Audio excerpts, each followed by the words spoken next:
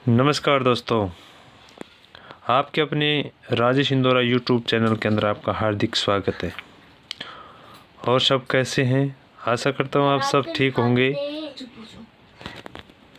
और आपका परिवार कुशल मंगल होगा।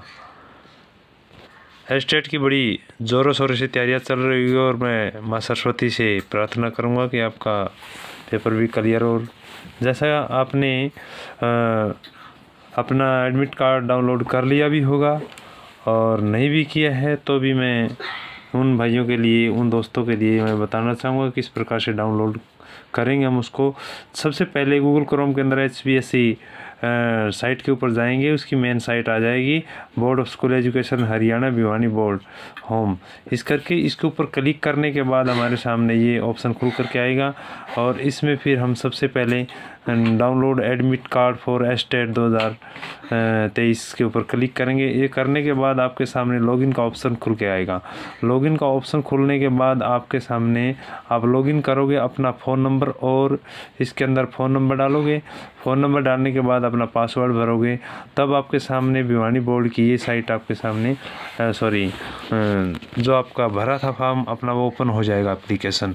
जैसे आपका नाम आ जाएगा जिसके अंदर लिखा गया welcome to estate 2023 hello Rajesh. मैंने जैसे मेरे अपना भरा तो वो हमारे सामने आ गया और इसके अंदर 3 चीज़ें दी गई है, हर लेवल का दिया गया है। अगर आपने तीनों लेवल के भरे हैं तो तीनों लेवल शो करेंगे यहाँ पे।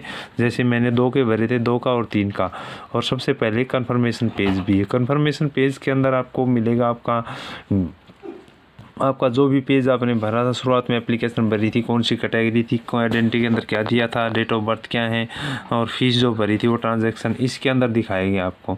उसके बाद आपको जोन जोन से लेवल के आपने भरे थे वो एडमिट कार्ड डाउनलोड का नीचे ऑप्शन दिया गया है, उसके ऊपर क्लिक करेंगे और उसको क्लिक करते ही हमारे सामने ये आपका 1 बाय 1 करके आपका एडमिट कार्ड ओपन हो जाएगा। सबसे पहले देखने की चीज़ इसमें ये है कि सबसे पहले मैं बता देता हूँ कि coloured photo coloured admit card लेकर के जाना है। कभी आप अपना ब्लैक एंड वाइट निकाल करके चलो मुँह उठा के वहाँ से, तो आपको मैं बता रहा हूँ कि इसके अंदर जो कुछ लिखा गया है वो इंस्ट्रक्शन ध्यान से पढ़नी है और ध्यान से पढ़ करके मैं आपको इसका हिंदी ट्रांसलेट, अगर मैं साथ साथ ही इंग्लिश बोल करके करूँगा तो वो ज़्यादा लंबी वीडियो जाओगे, आप बोर भी हो जाओगे, ठीक है ना। तो इसीलिए मैं आपको केवल हिंदी मैंने कर रखी है इसकी, मैं वो आपको बता देता हूँ इसमें क्या क्या मंगवाया है और क्या क्या लेकर के जाना है हमें। सबसे पहले हमें अपने एप्लीकेशन एडमिट कार्ड ओपन करके हमें देख लेना कि हमारी जो डिटेल भी थी क्या वो सही है। अपना नाम देख लेना, अपने मम्मी पापा का नाम देख लेना है, अपनी डेट ऑफ बर्थ देख लेना है, कैटेगरी कौन सी थी और आधार नंबर जो आइडेंटिटी के अंदर जो दिया गया है वो उसका नंबर आप चेक कर सकते हैं। और अपना फ़ोटो चेक कर सकते हैं कि भी आपका ही फ़ोटो लगा, किसी और का फ़ोटो तो नहीं लगा दिया और कहीं गलती से किसी और के साइन अपलोड तो नहीं हो गई इसमें, आप ये ध्यान से देख सकते हैं। और फिर उसके बाद में इंस्ट्रक्शन इसके अंदर इंग्लिश टू इंग्लिश दी गई। इंस्ट्रक्शन से पहले इसके अंदर आपको एग्जामिनेशन सेंटर दिया गया है, भाई आपका एग्जामिनेशन सेंटर कहाँ पर आया हुआ है, कहाँ पर एग्ज़ाम देना है। उसके बाद डेट एंड टाइम दिया गया है एग्ज़ाम का, कितने बजे शुरू होगा, कौन सी तारीख होगी वो। और उसके बाद आपको एंट्री टाइम दिया गया और क्लोजिंग टाइम दिया गया है। अब इसके बाद हम आपको दिखा देते हैं जो हमने हिंदी करके रखी हुई है पहले से, तो वो हम आपके सामने रख के आपको समझाएंगे। सबसे पहले क्या दिया गया है देखिए, सबसे पहले आप भी पढ़ सकते हैं अच्छे से। अभ्यर्थियों के लिए कुछ महत्वपूर्ण नोट और निर्देश दिए गए हैं स्टेट के द्वारा, जो स्टेट के अंदर दिए गए हैं। केंद्र का स्थान जो आपका दिया है उसकी पुष्टि कर लेनी है, आपको कंफर्म कर लेना अभी ये कहाँ पर है, लोकेशन चेक कर लेनी है अपने केंद्र की जाने से पहले। कभी किसी दूसरे केंद्र पर तो ना पहुँच जाओ, वहाँ जा कर के रोल नंबर देखो तो आपका मिले ही नहीं गा। तो इसीलिए सबसे पहले हमें लोकेशन चेक करनी है, अपना एडमिट कार्ड निकाल करके अपनी लोकेशन चेक कर सकते हैं। दूसरे नंबर पर बताया, अभ्यर्थियों को सलाह दी जाती है कि परीक्षा शुरू होने से कम 2 घंटे 10 मिनट पहले परीक्षा केंद्र पर पहुंचे और कोई भी मेटल डिटेक्टर से अनिवार्य यानी कि जो भी तलाशी होगी वो तलाशी आपकी ली जाएगी और बायोमेट्रिक डाटा कैप्चरिंग भी की जाएगी और सभी जो भी फॉर्मेलिटीज़ हैं, जो औपचारिकताएँ हैं, समय से पहले पूरी कर लें। परीक्षा शुरू होने से 1 घंटे पहले प्रवेश बंद कर दिया जाए, यानी कि एंट्री टाइम जो है, क्लोजिंग टाइम जो होगा आपका एंट्री का, वो आपको गेट क्लोज होने का वो आपको 1 घंटे पहले बंद कर दिया जाएगा और उसके अंदर आपकी सभी डिटेक्टिंग की जाएगी। 3 नंबर पे OMR शीट पर उत्तर देने के लिए केवल काला जो बॉल पॉइंट पेन होता है ना, उसी का ही उपयोग करना है। अभ्यर्थियों को परीक्षा हॉल में केवल जो कुछ इसके अंदर निम्नलिखित वस्तुएं साथ में ले जाने की अनुमति दी होगी। क्या? रंगीन प्रवेश पत्र की केंद्र पर प्रति लेकर के जानी है, काला बॉल पॉइंट पेन लेकर के जाना है, और पंजीकरण के दौरान जो हमने प्रवेश पत्र पर उल्लेखित जो मूल फोटो जो डाला था, अपलोड किया था, वो हमें लेकर के जाना है। रंगीन प्रवेश पत्र या कोई उससे छेड़छाड़ की होगी, कटा फटा होगा, उसके ऊपर कुछ चलाया होगा, वो मुड़ा तुड़ा होगा, तो अभ्यर्थी को परीक्षा में बैठने की अनुमति नहीं दी जाएगी। फिर 5 नंबर पे कहता है कि रंगीन प्रवेश पत्र की एक प्रति परीक्षा केंद्र पर उसी रंगीन फोटो के साथ जमा करनी होगी जो पंजीकरण के समय राजपत्रित अधिकारी द्वारा सत्यापित रूप से अपलोड किया गया था। कहने का मतलब जो हमें अपलोड किया था उसके फ़ोटो लेकर के गए थे ना हम, उसी को हमें अटेस्ट करवा करके भी लेके जाना है, ये कहने का तात्पर्य है, और वो हमें वहाँ पर जमा करवाना होगा। फिर अगला 6 नंबर पे कहता है कि अभ्यर्थियों को किसी भी परिस्थिति में परीक्षा केंद्र के अंदर निम्नलिखित वस्तुएं ले जाने की अनुमति नहीं दी जाएगी। सभी आभूषण जैसे अंगूठी, झुमके, चैन, हार, पेंडेंट, बैज और ब्रोंज आदि कोई भी धातु की वस्तु जैसे कैमरा, घड़ी, calculator, mobile phone, pager, Bluetooth, earphone, purse, table आदि, ये चीज़ें हम सभी अगर स्टेट का पेपर दे रहे हैं तो इतने पागल भी नहीं है, ये हमें नहीं लेकर के जाना। आप भी समझते हैं इन चीज़ों का हमें लेकर के नहीं जाना है। और कोई भी किसी के ऊपर कोई प्रिंट की हुई चीज़ भी नहीं लेकर के जानी। उम्मीदवार को ध्यान देना चाहिए कि केंद्र में कोई व्यवस्था नहीं की जाएगी, केंद्र में कोई व्यवस्था नहीं की जाएगी, और उम्मीदवारों से संबंधित कोई भी लेख या आइटम रखना मतलब उनको नहीं अपने साथ नहीं लेकर के जाने, कहने का मतलब। फिर आगे कहता है 7 नंबर पे ये बोलता है कि महिला उम्मीदवार मंगलसूत्र, बिंदी, सिंदूर, ये भी ले महिलाओं को अब की बार मौज कर दी है, नहीं तो बिल्कुल जमाना की बुच्ची बना दिया करते थे बेचारियों के, निकाल के कभी नाक में से कभी कान में से मंगलसूत्र बिल्कुल ऐसा बना के भेज देते थे।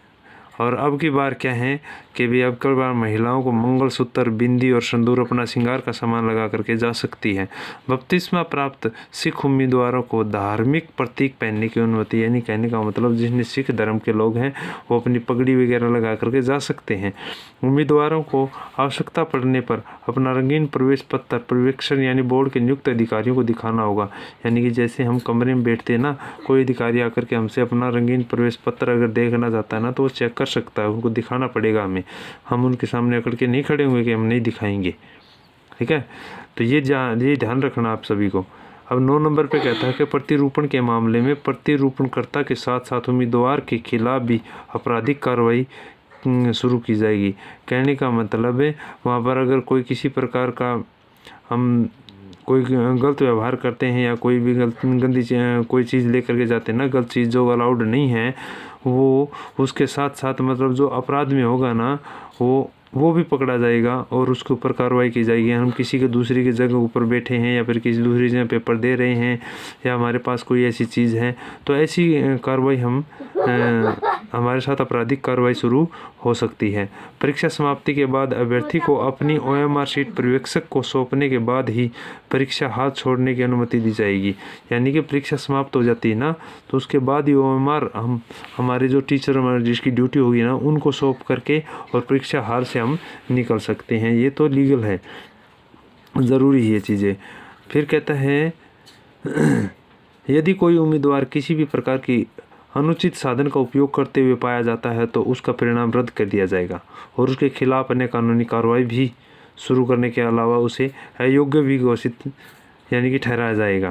परीक्षा के दौरान सभी अभ्यर्थी सीधे बोर्ड मुख्यालय से CCTV निगरानी में रहेंगे। अब आगे कहता है 12 नंबर पर नेत्रहीन उम्मीदवार जो दिव्यांग उम्मीदवार होते हैं वो अपने हाथों से लिखने में असमर्थ हैं, ऐसे उम्मीदवार भी हैं, उन्हें स्टेट 2023 के प्रत्येक पेपर में 50 मिनट का प्रतिपूरक समय दिया जा सकता है। लेखक की नियुक्ति करने वाले दिव्यांग अभ्यर्थी को भी 50 मिनट का प्रतिपूरक समय दिया जाएगा, यानी 50 मिनट दी जाएगी। लेखक की सुविधा किसी भी ऐसे व्यक्ति को दी जा सकती है जो दृष्टिबाधित श्रेणी में 40% और उससे अधिक की विकलांगता रखता है। यानी कहने का मतलब दृष्टिबाधित जो हो गया ना कम से कम उसका 40% होना चाहिए या फिर उससे अधिक होना, तभी उसको अनुमति दी जाएगी। या अपने हाथों से लिखने में असमर्थ है, यदि व्यक्ति ऐसा चाहता है कि उम्मीदवार को अपना लेखक चुनने की अनुमति दी जा सकती है या उसके अनुरोध पर बोर्ड कार्यालय या केंद्र अधीक्षक द्वारा प्रदान की जा सकती है।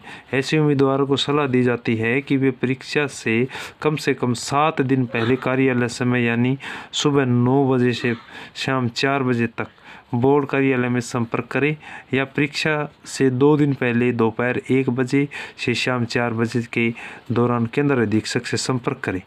लेखक की शैक्षणिक योग्यता सीनियर सेकेंडरी से अधिक नहीं होनी चाहिए, यानी कहने का मतलब +2 ही होना चाहिए। ऐसे उम्मीदवारों को परिशिष्ट जो एक फॉर्म दिया है परिशिष्ट नंबर 1 फॉर्म के साथ SPL फॉर्म नंबर 1 लेखक और प्रतिपूरक समय के लिए, यानी ये दोनों फॉर्म भरने होंगे। SPL 2 फॉर्म केवल प्रतिपूरक समय के लिए, ये अलग अलग इनके अंदर दिए गए हैं। फॉर्म नंबर 1 का क्या काम है, फॉर्म नंबर 2 का क्या काम है, ये भर करके और फॉर्म बोर्ड की वेबसाइट पर उपलब्ध है ये, और वहाँ पर जमा करवाने होंगे। ये चीज़ें लेकर के हमें जानी हैं। और फिर पुनः मैं आपको एक बार माँ सरस्वती की कृपा से आपका पेपर बड़ा अच्छा जाए और स्टेट क्लियर हो। और जो आपने मेरी वीडियो देखी, बहुत बहुत धन्यवाद। और मेरी इस वीडियो को शेयर भी कर देना। अगर कोई भाई किसी को नहीं पता इसमें क्या लेकर के जाना है तो वो इसमें देख करके उसको पता चल जाएगा कैसे डाउनलोड करना। बहुत से भाई ऐसे बैठे होंगे कि भाई चलते चलते निकाल लेंगे, ऐसा नहीं है, वो पहले ही निकाल के रख ले अपना। धन्यवाद। जय माँ सरस्वती।